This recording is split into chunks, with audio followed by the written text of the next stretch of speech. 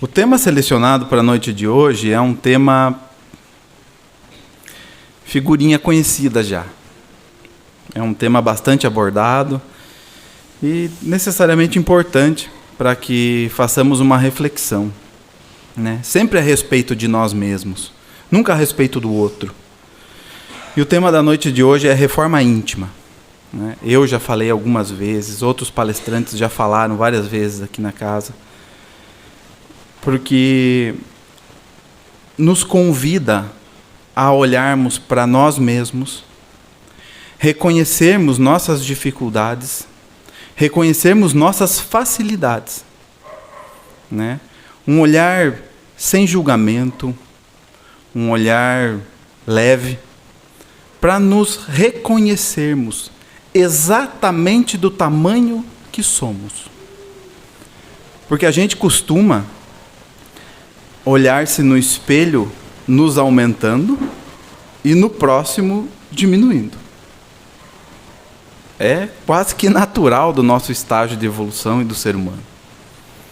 Então, o convite da reforma íntima é que nós possamos nos reconhecer exatamente do tamanho que somos. E a gente vai citar alguns exemplos sobre o nosso tamanho, o tamanho de algumas pessoas, né, que a literatura espírita nos traz.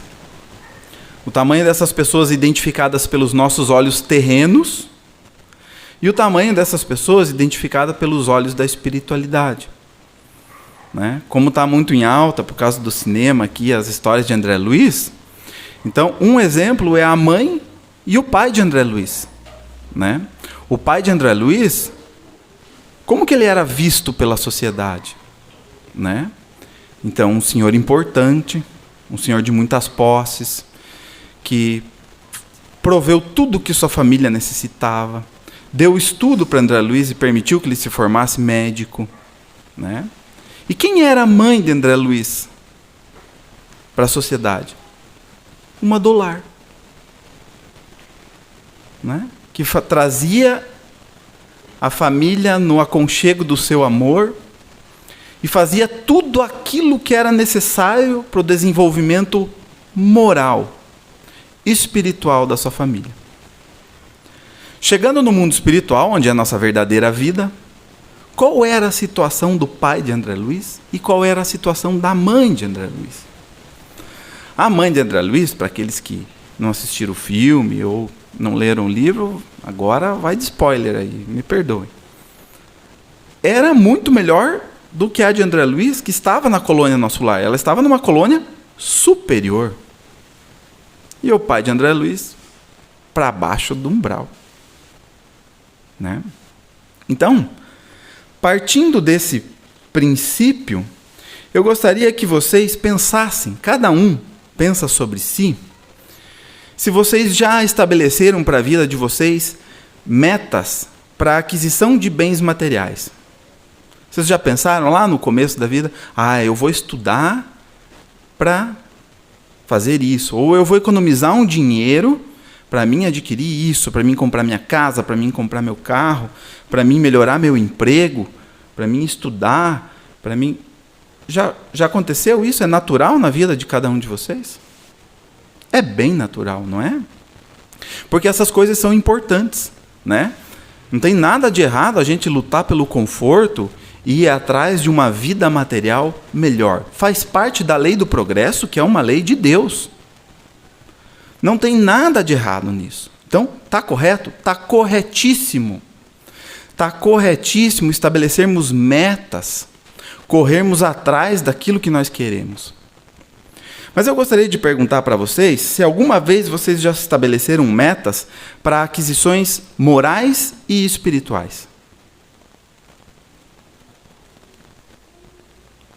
Porque elas são importantes. Será que mais ou menos que as materiais? Da mesma proporção.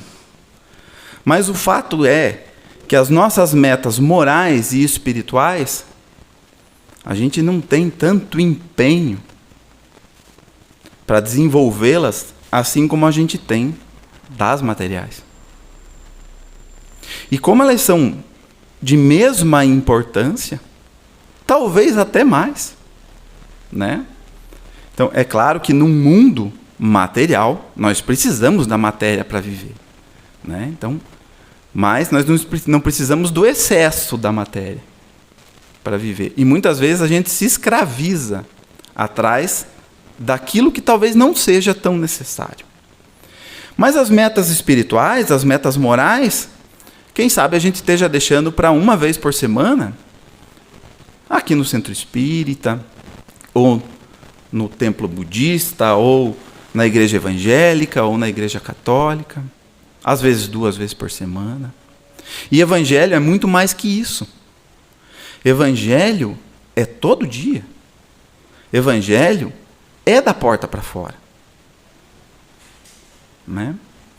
Então, a gente precisa, tendo consciência de que esse desenvolvimento moral, que esse desenvolvimento espiritual é tão importante quanto o desenvolvimento moral, talvez a gente deva dar o mesmo empenho, né? Talvez nem mais nem menos, mas o mesmo empenho que a gente se empenha para as nossas aquisições materiais. E o que é isso? Isso nada mais é do que o trabalho no bem. Isso nada mais é do que ver o exemplo que Jesus nos deixou, né? E mais ou menos tentar adaptar a nossa vida. Por que mais ou menos? Porque a gente não vai se tornar-se um espírito crístico de uma hora para outra, né? São degraus da evolução. Mas o fato é que também a gente não pode deixar de lado como se isso não fosse importante. Então, eu gostaria de trazer alguns detalhes da reforma íntima para que fique mais claro e a gente pare de fazer como um pássaro com uma asa podada, né? Então a gente tem a asa da materialidade muito desenvolvida e a asa da espiritualidade pouco desenvolvida.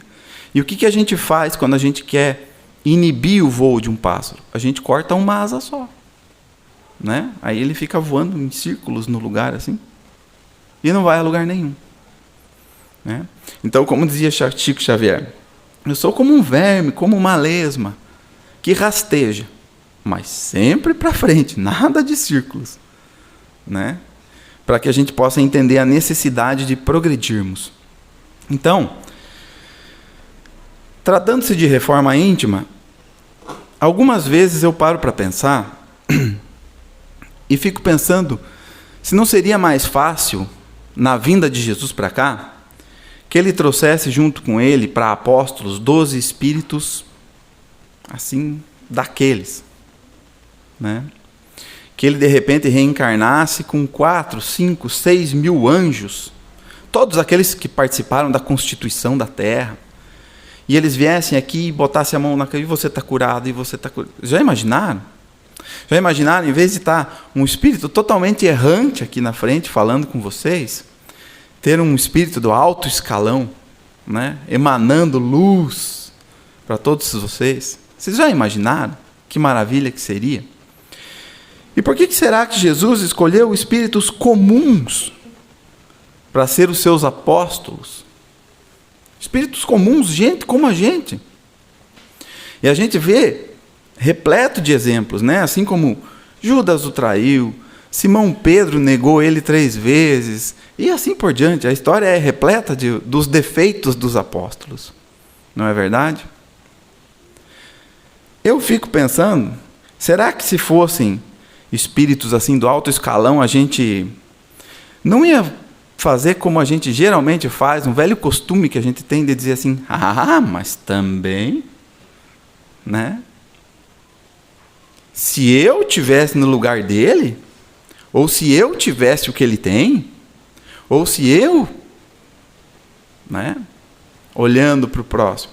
Então o que Jesus faz? Jesus convida a gente como a gente, para dizer assim, olha meus irmãos, é gente comum, todo mundo pode, todo mundo consegue. Por que Jesus reencarna entre nós, chega até nós, numa manjedoura, no lugar mais simples possível? para nos mostrar que não importa de onde partimos, e que o nosso ponto de partida não tem diferença, não influencia o nosso ponto final. Então, os apóstolos são gente como a gente. Jesus nasceu da maneira mais simples possível, nos dizendo: todos podem. Todos podem e devem progredir. Né? Então, um segredo da reforma íntima, um detalhe da reforma íntima é: a gente não precisa ser melhor para começar a trabalhar. A gente deve começar a trabalhar para tornar-se melhor. Então, sabe aquelas pessoas que dizem assim, passam a semana esperando a sexta-feira, passam o ano esperando as férias, passam a vida esperando, quando eu me aposentar eu vou fazer caridade. Quando eu tiver mais tempo na minha vida, eu vou fazer uma aula de música. Eu vou esperar a segunda-feira para começar a minha dieta. Então, se isso for realmente um sentimento sincero dentro de você, não precisa esperar. Não precisa. Não precisa se aposentar para começar a auxiliar o próximo. Até porque o próximo, mais próximo, está dentro da tua casa. Não está longe lá que você vai levar uma doação para um lugar de necessidade, ou que você vai visitar um doente no hospital. Lógico, tudo isso é muito bom. Não é essa a questão. Mas a caridade pode começar com o próximo mais próximo. Aquele que convive com você todo dia. Ou vão dizer para mim que o pessoal aqui não tem nada para reclamar da esposa ou a esposa do marido. Todo mundo tem. Todo mundo tem. Né? Indulgência dentro da casa da gente, compreensão, paciência, é necessário? É. Isso é reforma íntima? É. Isso vai nos tornarmos pessoas melhores? Vai. Vai e muito. Então, ninguém precisa esperar. A hora é agora. A hora é agora. Ninguém precisa ser perfeito para começar a desenvolver uma atividade no bem. Ninguém. Na verdade, é bem pelo contrário. É desenvolvendo uma atividade no bem que você começa a melhorar. Quer ver um exemplo bem simples? Bem simples. Certa vez estava eu e a minha esposa vindo de carro, e a gente não estava tão rápido. E tinha uma van escolar, com uma certa pressa, querendo virar na nossa frente. E essa van se incomodou demais, que nós não estávamos tão rápido, e a preferência era nossa, porque ela queria fazer a conversão na nossa frente. Em determinado momento, ela acabou a paciência de esperar, e ela resolveu arrancar, nos buzinou, fez um gesto não muito bonito, que vocês devem imaginar qual que é, e seguiu adiante. Gente do céu, aquilo trouxe o Tiago, sei lá de quantas encarnações para trás. Na hora, chegou a me escurecer a vista de tanta raiva que eu senti. E aí eu acelerei o meu carro para fazer a esquina ligeiro e reencontrar eles na outra esquina, para descer na mesma situação e dali para frente fazer uma encrenca do tamanho do mundo. Mas, por sorte, não deu, porque apareceram carros na minha frente, e assim, e eu aos poucos fui me acalmando, e aquilo foi passando, e claro que eu não encontrei a van, porque ela estava com mais pressa do que eu, e foi embora. Depois, passado o tempo que eu me acalmei, eu fiquei pensando, meu Deus, porque eu não vi quem estava na van, mas e vai que essa pessoa frequenta o centro espírita? Vocês já imaginaram a situação de eu falando aqui de reforma íntima? Vocês já imaginaram? Então, gente, esses são alguns detalhes do quanto o trabalho, do quanto qualquer atividade que a gente venha desenvolver, nos auxilia no dia a dia. Né? O Haroldo Dutra também, eu assistindo uma palestra dele sobre reforma íntima, conta uma história parecida, que fecharam ele lá em Belo Horizonte, e que quando ele abaixou o vidro e foi gritar, o filho dele no banco de trás, ele estava levando o filho para a escola, disse assim, pai, você está nervoso? E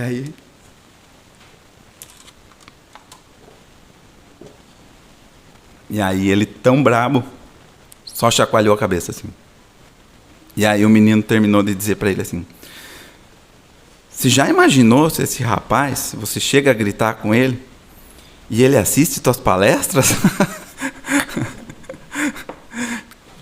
Então, gente, são as bênçãos do trabalho. E essa é a importância de estarmos engajados em atividades do bem. Nós seremos sempre amparados e teremos sempre um termômetro nos trazendo aquilo que devemos. Vamos acertar sempre? Não.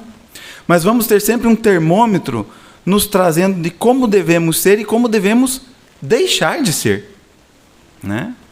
Então tem uma história interessante também de Bezerra de Menezes, que estava lá em palestra no mundo espiritual, e aí de repente um daqueles que assistiam a palestra de Bezerra de Menezes disse assim: chega, eu não aguento mais esse negócio de espiritismo, chega, estou cansado. Aí Bezerra: por que, meu irmão? Deu seu depoimento. Diz assim: olha, eu sou brabo, sou nervoso, não consigo melhorar, eu falo mal dos outros, eu penso mal dos outros, meu Deus do céu, eu estou cansado de tudo isso. E aí Bezerra de Menezes olha para ele e diz assim: eu também. E aí ele: você também? Eu também. A única diferença, meu irmão, é que antes eu corri atrás de ser assim. Hoje eu corro para não ser assim. Mas eu continuo sendo assim. Mas eu já tenho o entendimento de que eu não posso ser assim, né? E esse é o primeiro passo. Entendermos, como eu disse lá no comecinho, olharmos e entendermos exatamente o tamanho que somos, sem orgulho, sem vaidade. Identificar os nossos defeitos, as nossas más inclinações, reconhecer isso, para que possamos combatê-las. Porque se eu nem identificar quais são os pontos onde eu tenho dificuldade, como é que eu vou lutar contra eles? Se sequer eu sei aonde estou errando, não é? Então, somos todos imperfeitos, todos. E a gente precisa identificar, nos reconhecermos como somos, para aí melhorarmos. Então, o primeiro ponto é: nós não precisamos ser melhores para começar, nós não precisamos ser perfeitos, nós precisamos trabalhar. O segundo ponto é, agora eu gostaria de chamar a atenção das mães aqui. Conte uma coisa para mim. Quando o filho de vocês conseguiu andar, vocês passaram a amar mais ele do que antes dele andar? Quando o filho de vocês conseguiu falar as primeiras palavras, vocês amaram ele mais do que antes, quando ele não falava? Ou amavam igual? Igual, né? Fato.